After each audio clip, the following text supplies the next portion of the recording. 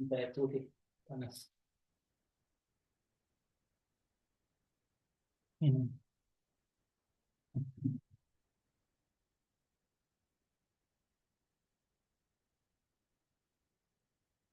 Teman-teman kita sudah bisa mulai. Bisa Pak, silakan. Sudah semuanya hadir? Belum? Sudah Pak, sudah 33 yang hadir Pak. Oh iya, baik. Hari ini kita bahas mengenai klasifikasi dan perizinan rumah sakit ya. Minggu lalu kita tidak masuk karena hari libur. Oleh sebab itu hari ini kita masuk. Baik, teman-teman, apa yang mau kita bahas di dalam masalah perizinan ini?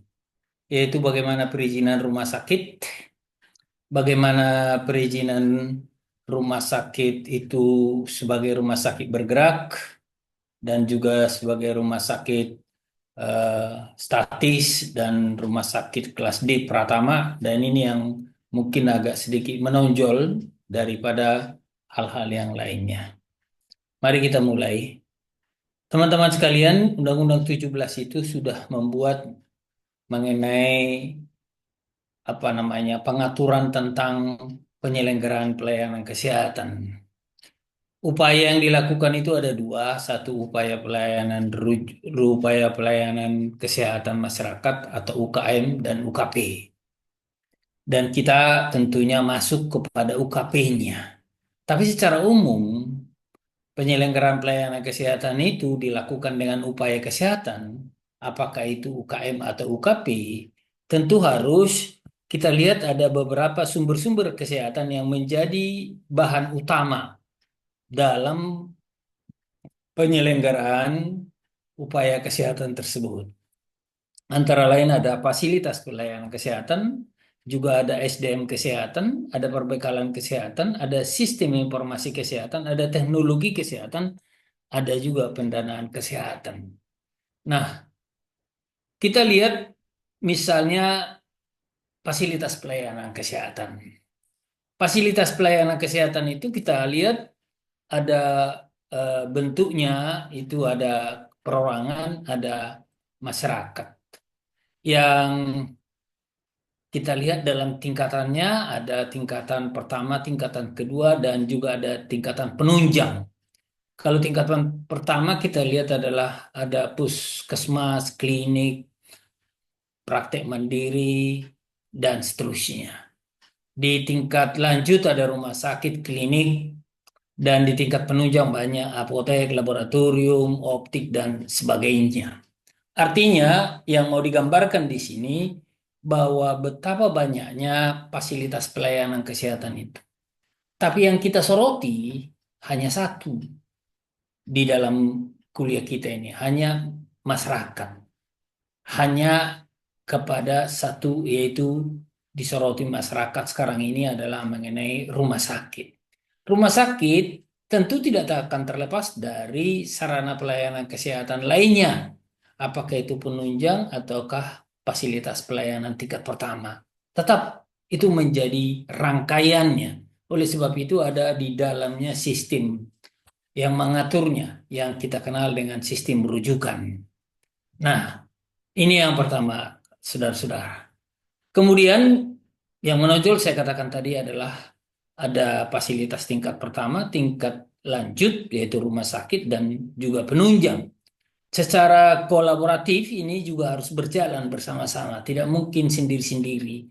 Ya, walaupun ada pelaksanaan sendiri-sendiri, tapi secara kolaboratif untuk perkembangan dunia kesehatan semuanya harus berjalan bersama-sama. Nah, ada kewajiban fasilitas pelayanan kesehatan. Apakah itu rumah sakit atau bukan, tapi fasilitas kesehatan secara keseluruhan ada kewajibannya. Kewajibannya itu ada 19 dan nanti yang 19 itu akan kita jabarkan satu persatu. Ada kewajibannya. Nanti ketika kita membahas mengenai kewajiban rumah sakit, nanti kita bahas di situ kewajiban fasilitas pelayanan kesehatan. Nah, sekarang kita masuk kepada pengertiannya. Apa itu rumah sakit? Rumah sakit kita lihat di dalam Undang-Undang 17 disebutkan itu adalah Pasienkes, fasilitas pelayanan kesehatan yang menyelenggarakan pelayanan kesehatan perorangan secara paripurna. Nah, di sini ada kata paripurna melalui upaya kesehatan promotif, preventif, kuratif, dan rehabilitatif, dan juga paliatif, dan menyediakan rawat jalan, rawat inap, dan rawat darurat. Nah, ketika saudara membahas rumah sakit, maka harus saudara pikirkan ada eh, pelayanan kesehatan paripurna. Ini yang paling penting, saudara. Kesehatan paripurna. Paripurna itu tentu kita harus lihat ada seperti level berapa yang paripurna itu. Ya, apakah seperti level 1 atau level 2 atau level 3 dan seterusnya. Nah, ini tingkat pelayanannya di paripurna itu berarti seluruhnya secara keseluruhan. Baik itu menyangkut soal promotif, preventif, kuratif, dan rehabilitatif. Nah, cuman memang kita di rumah sakit lebih menonjolkan kuratif dan rehabilitatif, namun tidak boleh meninggalkan juga promotif dan preventif, gitu loh. Ya, supaya nanti paham kita di situ. Dan rumah sakit harus ada rawat jalan, rawat inap, dan rawat darurat. Dulu banyak rumah sakit di Jakarta ini tidak punya rawat darurat. Kenapa? Karena rumah sakitnya didirikan di apa namanya ruko sehingga tidak ada rawat daruratnya. Sulit untuk dibuat rawat daruratnya karena lahan yang sangat terbatas. Oleh sebab itu dibuat aturannya, lahirlah Undang-Undang 44 tentang rumah sakit. Nah, itu membuyarkan semua sehingga yang rumah sakit seperti itu tidak ada lagi. Rumah sakit kita bagi dua, ada rumah sakit umum dan rumah sakit khusus. Rumah sakit umum berarti itu melayani seluruh bidang pelayanan dan jenis penyakit. Sedangkan rumah sakit khusus hanya difokuskan kepada pelayanan. Pelayanan utamanya hanya satu bidang tertentu, satu jenis tertentu, berdasarkan ilmu, berdasarkan golongan, berdasarkan umur, dan sebagainya. Ada berdasarkan kekhususan tersendiri. Nah, ini kira-kira yang kita maksudkan sebagai pengertian daripada rumah sakit. Dalam menyelenggarakan rumah sakit, tentu ada tujuannya, ada fungsinya. Nah, kita lihat ini diperjelas di dalam PP 28, PP tentang pelaksanaan Undang-Undang 17 tahun 2023. Jadi ada PP-nya ditaruh. Di dalam PP-nya itu disebutkan bahwa tujuannya adalah meningkatkan akses dan mutu pelayanan spesialistik dan atau subspesialistik. Artinya rumah sakit tidak taraf pelayanan di tingkat bawah, tapi sudah masuk di tingkat subspesialis, spesialis dan subspesialis. Ya, jadi supaya kita paham. Jadi bukan pelayanan utama, utamanya adalah pelayanan umum, bukan, tapi pelayanan yang sudah spesialis dan subspesialis. Kemudian rumah sakit mempunyai tujuan untuk memberikan perlindungan kepada pasien, SDM dan masyarakat dan lingkungannya. Harus memberikan perlindungan. Nah, oleh sebab itu sangat menarik teman-teman sekalian untuk mencari sesuatu hal bagaimana perlindungan hukum terhadap pasien di rumah sakit, bagaimana perlindungan SDM, bagaimana perlindungan masyarakat yang datang ke rumah sakit. Nah, ini barangkali yang perlu kita juga pikirkan. Sebab seringkali kita mengambil masalah-masalah yang terlalu dalam, tahu-taunya masalah-masalah yang sekitar kita saja kita tidak pahamin. Nah, ini yang mengakibatkan kadang-kadang sebagai direksi rumah sakit hanya terfokus kepada pelayanan, tidak juga memikirkan di lingkungannya. Tapi kalau saudara sebagai lulusan Mas, diharapkan saudara mengetahui hal itu. Fungsi yang kedua, fungsi rumah sakit adalah satu, menyelenggarakan pelayanan kesehatan perorangan dalam bentuk spesialistik atau subspesialistik. Tapi juga memberikan pelayanan dasar.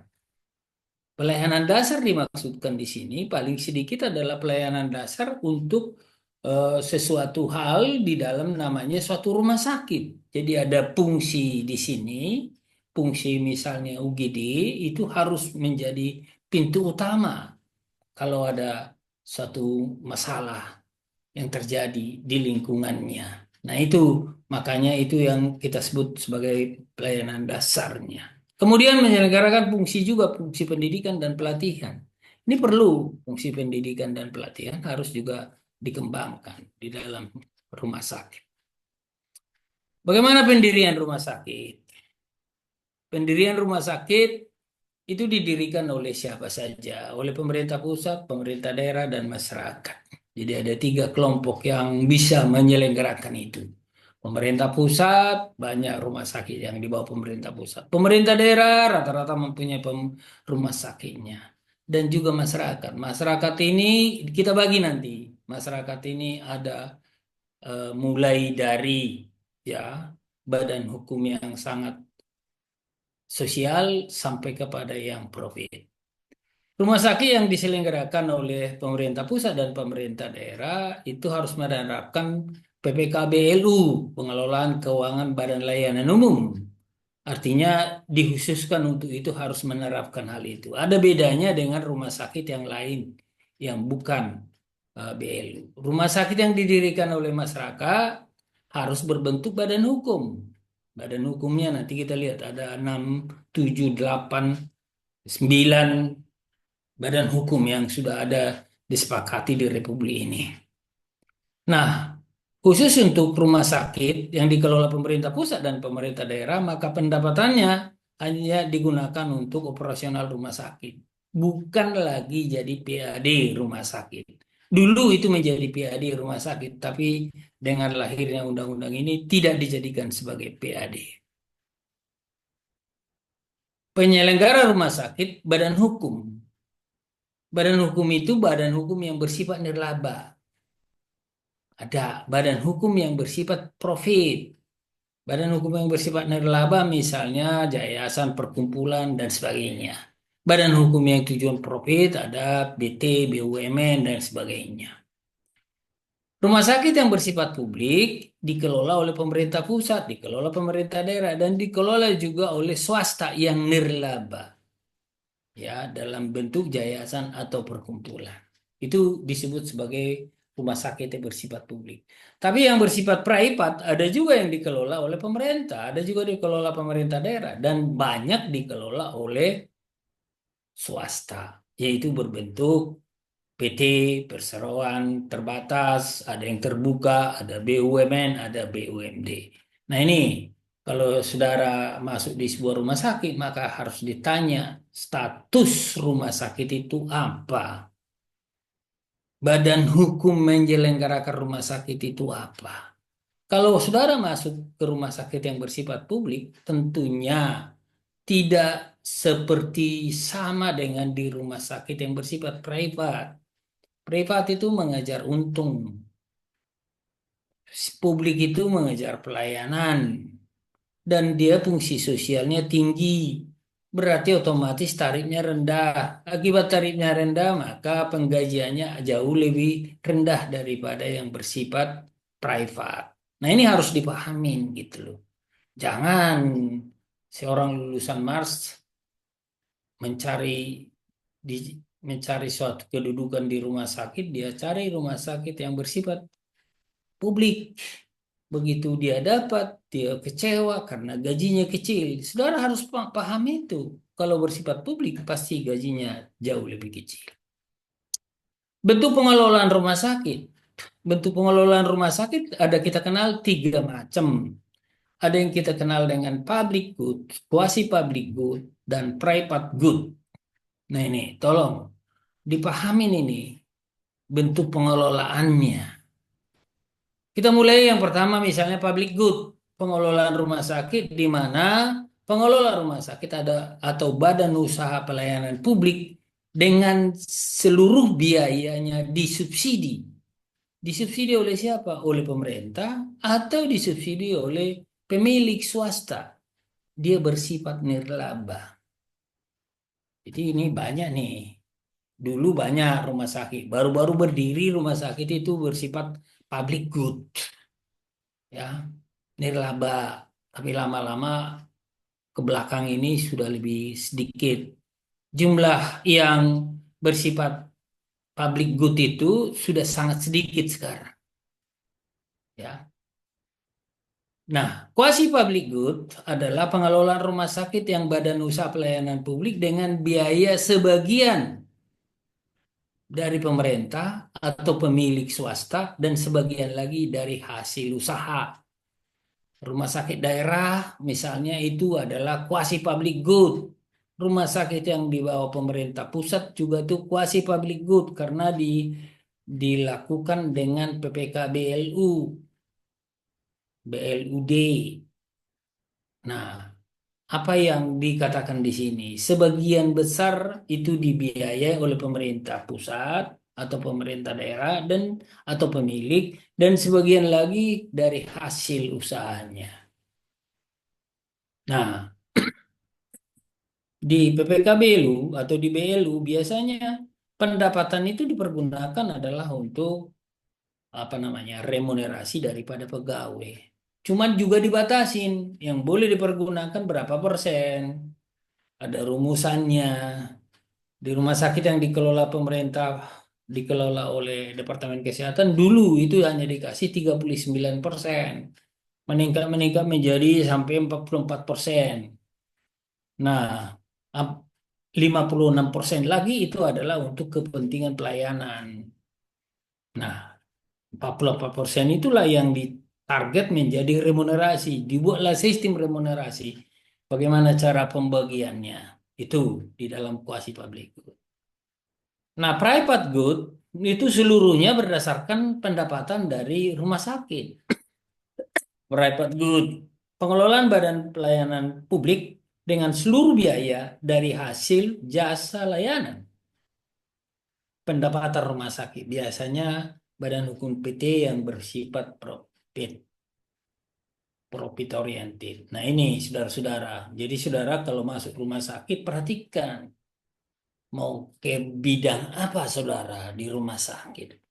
Sering salah kaprah. Beberapa ada teman-teman lulusan Mars melamar mau jadi direktur rumah sakit, tapi dia nggak tahu, oh rumah sakitnya itu bentuk pengelolanya public good. Nah baru dia di dalam tahu public good. Loh, kok begini? Kok begini? Gajinya segini. Ah, padahal sebelumnya ada tawaran dari PT, cuman karena ujiannya di PT terlalu berat, persyaratannya terlalu ketat, dia tidak mau. Dia maunya sedikit bebas, tapi pendapatannya kecil. Nah, itu risiko, teman-teman. Nah, jenis dan persyaratan rumah sakit. Jenis rumah sakit tadi sudah kita katakan ada rumah sakit umum, ada rumah sakit khusus. Rumah sakit khusus itu walaupun dia rumah sakit khusus tapi diberi juga kewenangan untuk melakukan pelayanan umum. Penyelenggara harus memenuhi persyaratan. Ada lokasi, sarana, prasarana, peralatan, dan sumber daya manusia. Ini saudara ingat ini. Ada 4 persyaratannya. Lokasinya di mana, sarana prasarannya seperti apa, ya, peralatan kesehatannya seperti apa, SDM-nya seperti apa, ya. Jadi itu yang harus dipenuhi.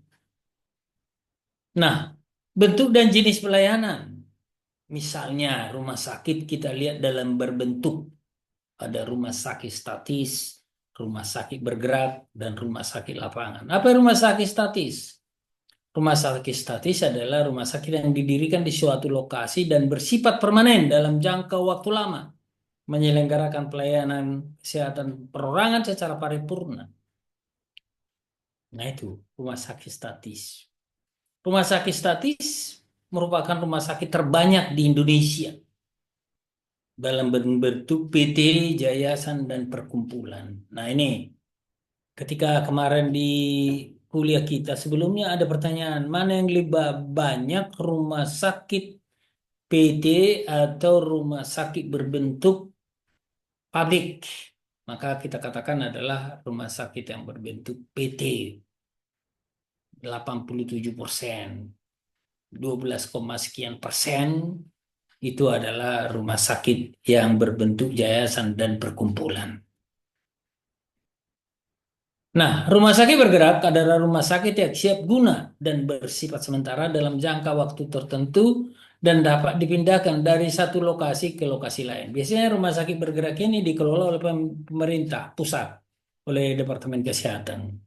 Rumah sakit bergerak dapat berbentuk bus, pesawat, kapal laut, karapan, gerbong kereta api, dan kontainer. Rumah sakit ini difungsikan untuk daerah tertinggal, perbatasan, kepulauan, daerah yang tidak mempunyai rumah sakit, dan kondisi bencana atau situasi darurat lainnya. Nah, rumah sakit bergerak ini harus memberikan pelayanan dan harus melapor kepada kepala dinas daerah tempat pelayanan diberikan.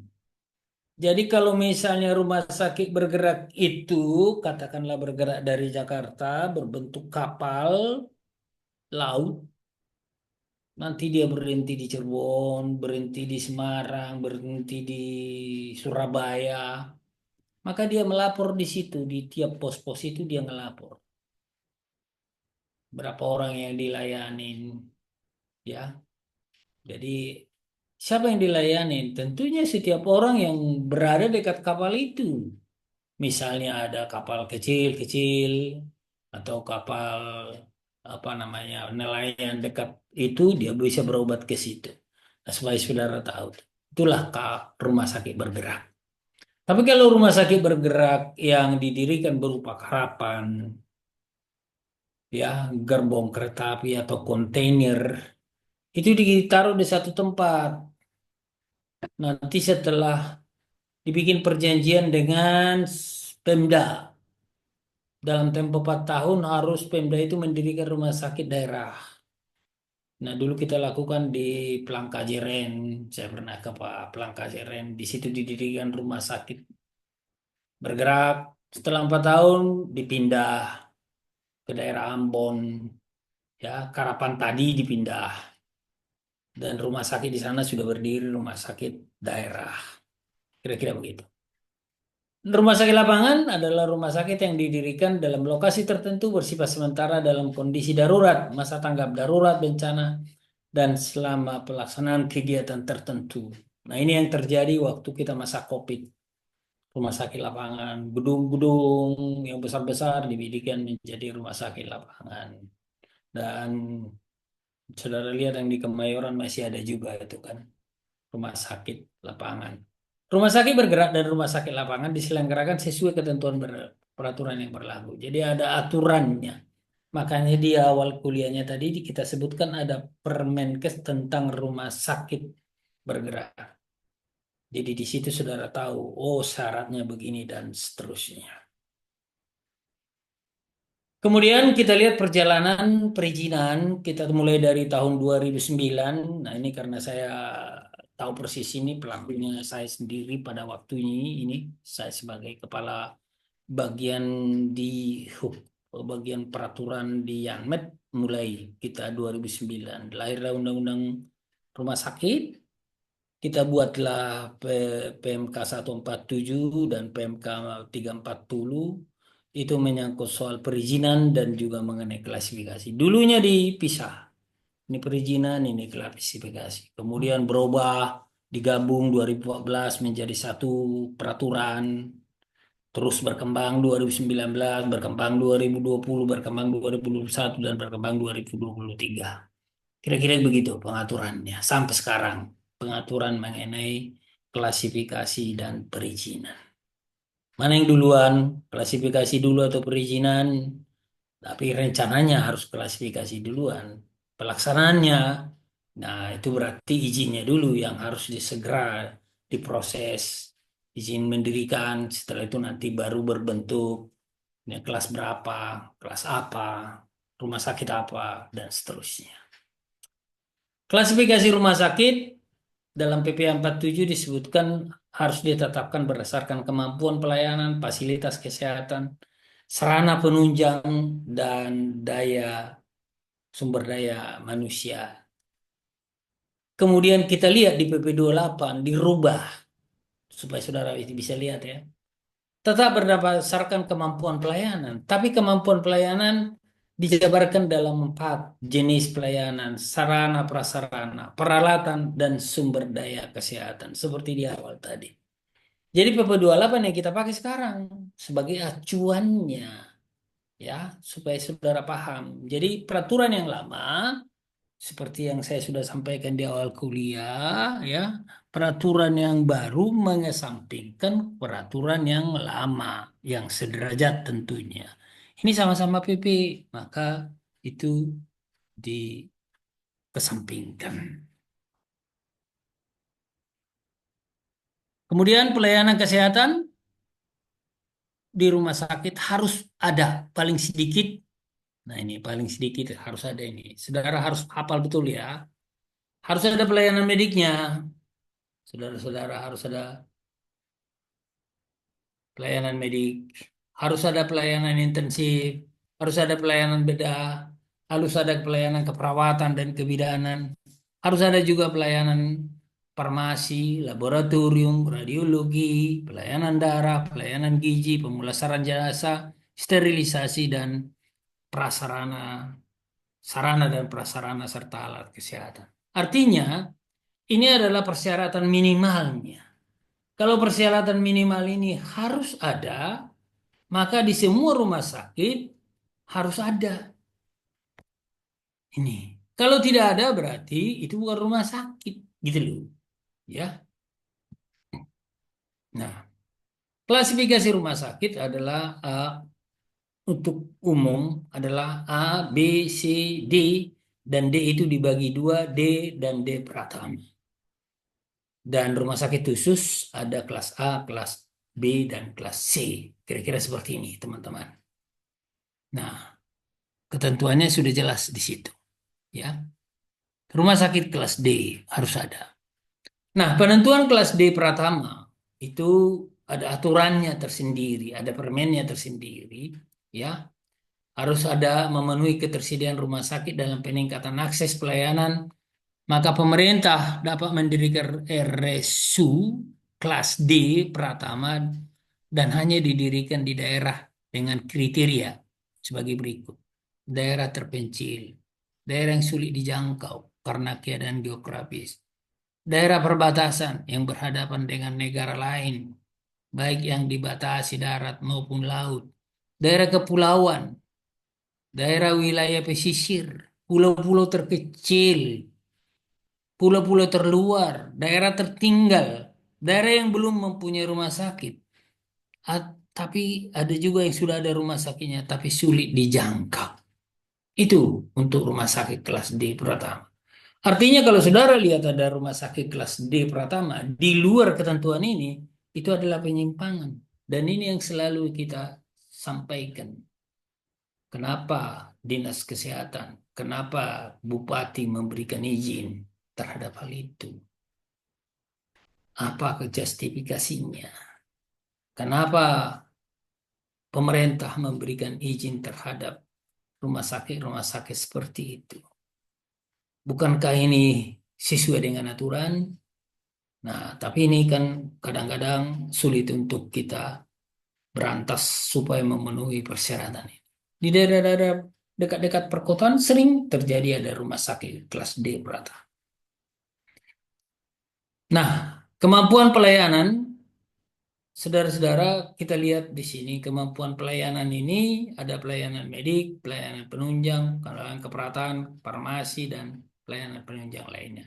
Ini pelayanan penunjang, penunjang umum, penunjang spesialis, penunjang subspesialis, misalnya. Pelayanan medik umum, medik spesialis, medik subspesialis. Jadi di sini dibagi teman-teman, ada yang pelayanan medik dasar, ada pelayanan yang medik spesialis, ada pelayanan yang subspesialis. Nah, ini persyaratannya. Nah, penunjangnya ini, nah, rumah sakit khusus sama juga. Rumah sakit khusus juga ada didirikan berdasarkan disiplin ilmu, golongan umur, organ, ada kekhususan lainnya. Nah, pelayanan rawat inap, pelayanan lain di luar kekhususannya diberikan paling banyak 40%. Ini untuk rumah sakit khusus.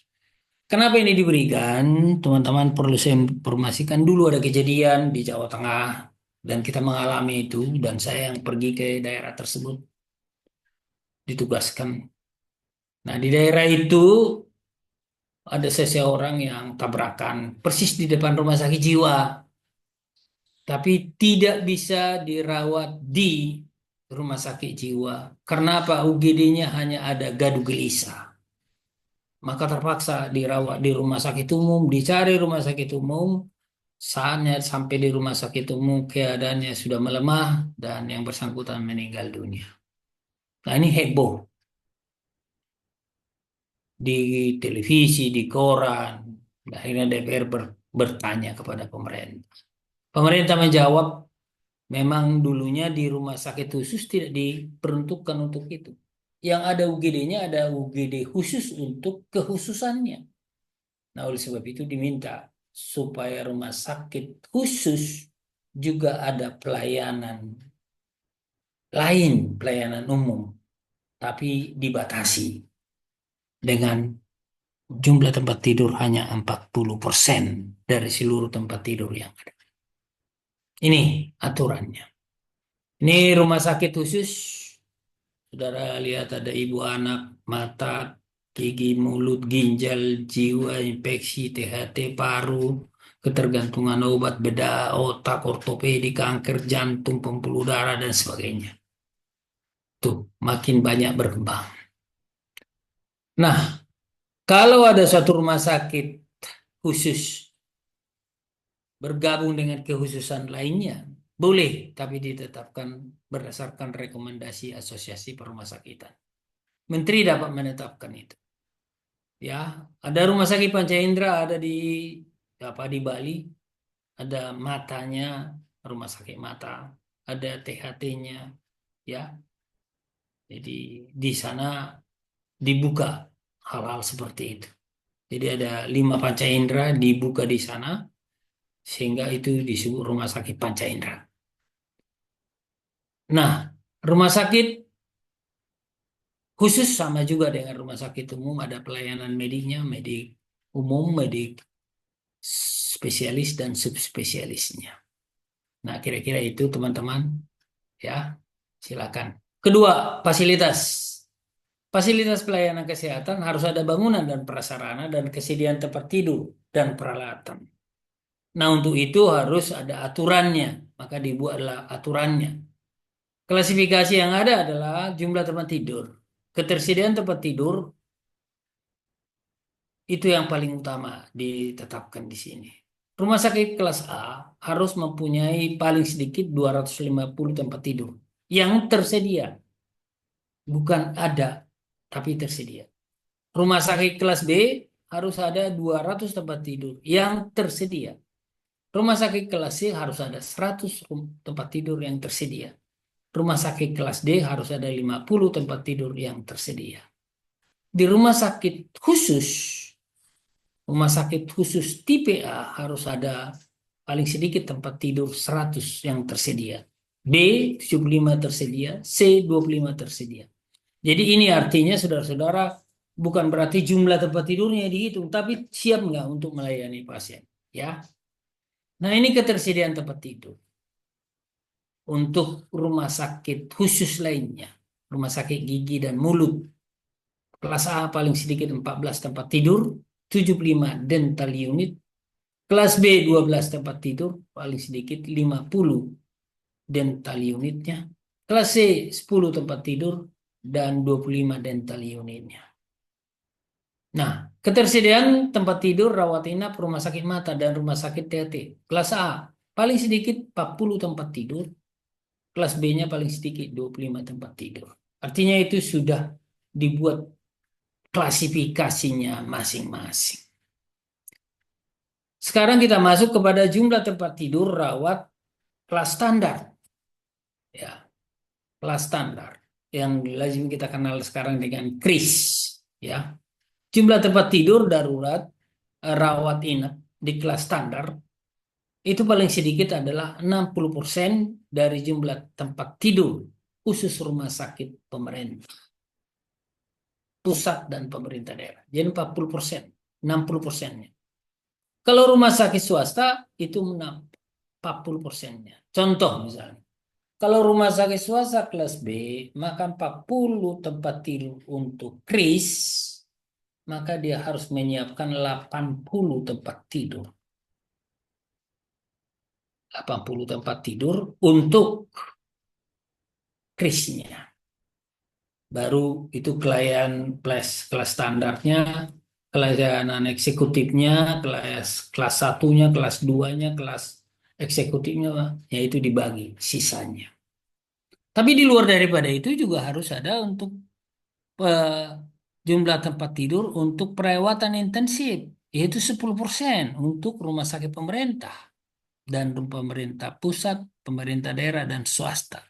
Ruang isolasi harus juga ada 10% untuk rumah sakit pemerintah, rumah sakit swasta, dan maka saudara bisa membagi teman-teman. Kalau saudara rumah sakit swasta, 100% tempat tidurnya, kelas B misalnya 200, maka 80 itu adalah untuk kelas standar.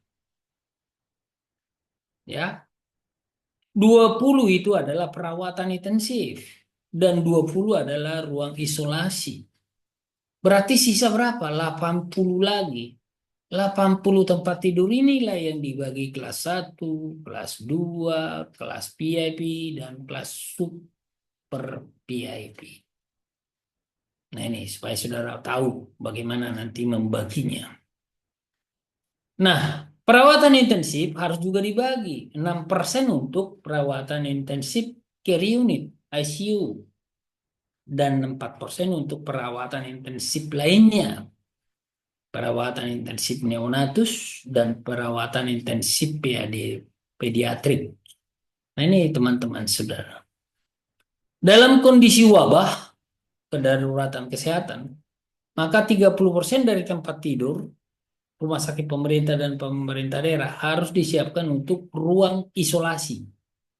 Dan untuk rumah sakit swasta harus disiapkan 20% untuk ruang isolasi. Ini dalam keadaan wabah atau darurat. Nah, SDM disepakati bahwa seluruh SDM di rumah sakit itu disesuaikan dengan kebutuhan pelayanan. SDM rumah sakit terdiri dari tenaga medis, tenaga kesehatan, tenaga penunjang, pendukung penunjang. SDM rumah sakit berupa tenaga tetap harus bekerja secara paripurna. Pemilik dan kepala rumah sakit bertanggung jawab pemenuhan SDM dalam jumlah kualifikasi yang sesuai dengan analisis beban kerja, kebutuhan, dan kemampuan pelayanan rumah sakit.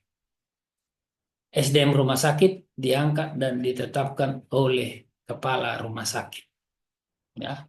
Rumah sakit dapat mempekerjakan pegawai tidak tetap atau pegawai lainnya berdasarkan kebutuhan dan kemampuan pelayanan. Nah ini supaya kita paham betul-betul ya saudara-saudara sekalian. Jadi tidak pemilik yang mengangkat pegawai di rumah sakit, tapi itu kewenangan direktur.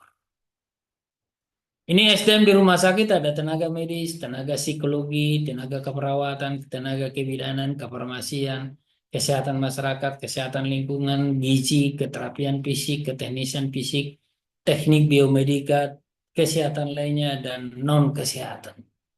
Ya, sama juga di rumah sakit umum, di rumah sakit khusus juga sama seperti itu.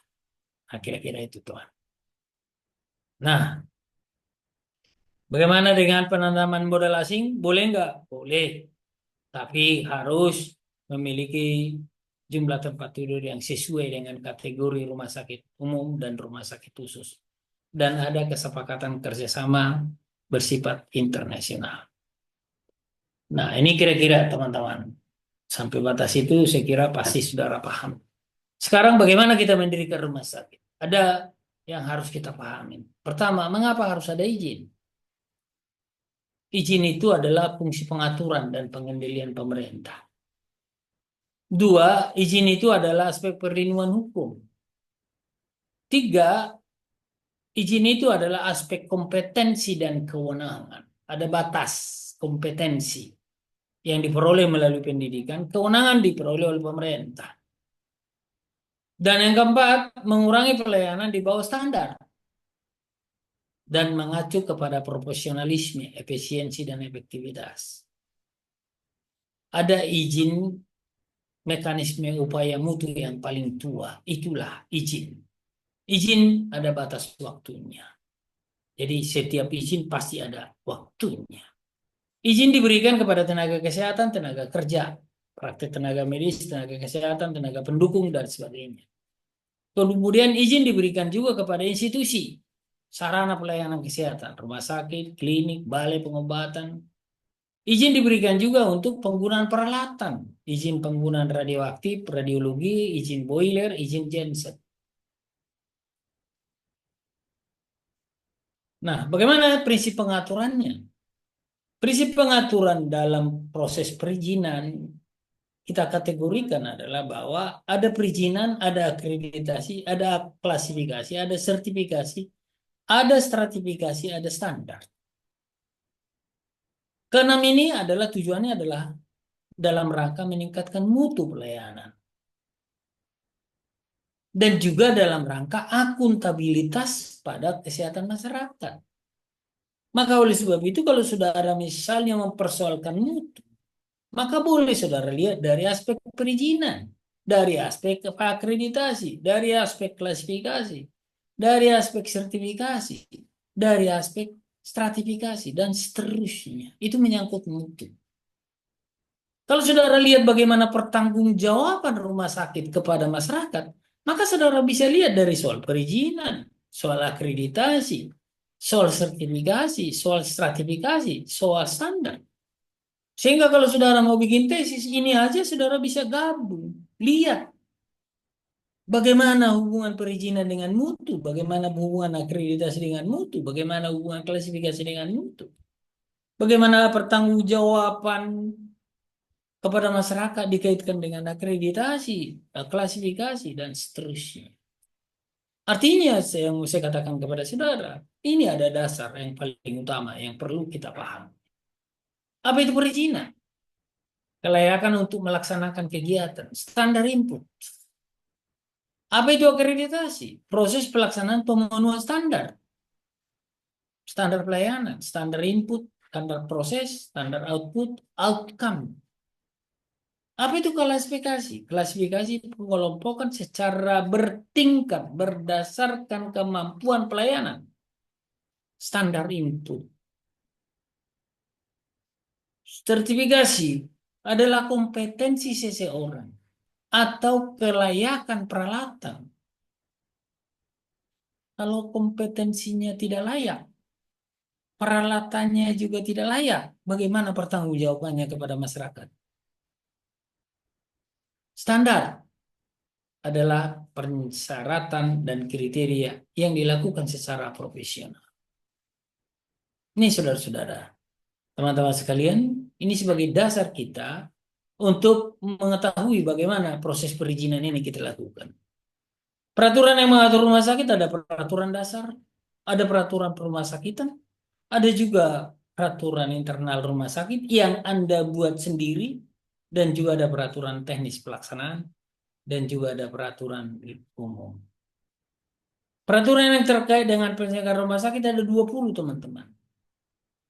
Ada mulai dari tanah, badan usaha, lokasi, izin usaha, izin bangunan, kelestarian lingkungan, bea, pajak, tenaga kerja, keselamatan, kesehatan kerja, perlindungan bahaya kebakaran, perlindungan radiasi, investasi, permodalan, tarif, tenaga kesehatan, penelitian medis, perbekalan farmasi, pengaturan profesi, pengendalian etika, perlindungan hukum.